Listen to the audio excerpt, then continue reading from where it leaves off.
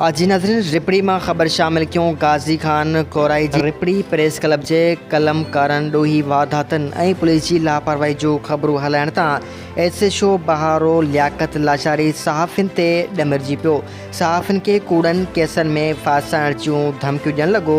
उन हवाले सां रिपड़ी प्रेस क्लब के उहदेदारन सनाउल्लाह पंवर, गाज़ी खान कोराई, नियाज़ मोहम्मद ख्वाजा, खलील उजन, शरीफ, शेख अब्दुल रज़ाक लाड़क, पिसंद अब्बासी, अवेस पंवर ऐं ॿियनि पारां एहतजाजी मुज़ाहिरो कंदे बहारो पुलिस खिलाफ़ सख़्त नारेबाज़ी कई। उन मौक़े ते अॻवान जो चवणो त हमेशह हक़ ऐं सच लिखियो ऐं कूड़ा केस पुराणी ॻाल्हि आहे। असां कंहिंखां बि डिॼण वारा न आहियूं। SHO बहारो जे अचण सां ई बहारो में चोरी वारदातुनि में इज़ाफ़ो पैदा थी वियो आहे, जिन जूं ख़बरूं लिखण तां SHO बहारो असां ते ॾमिरजी पियो आहे। हुननि IG Sindh, DIG Sukkur, SSP Khairpur खां मुतालबो कयो त जल्द खां जल्द SHO बहारो ख़िलाफ़ कार्रवाई करे सहाफ़िन खे तहफ़्फ़ुज़ फ़राहम कयो वञे।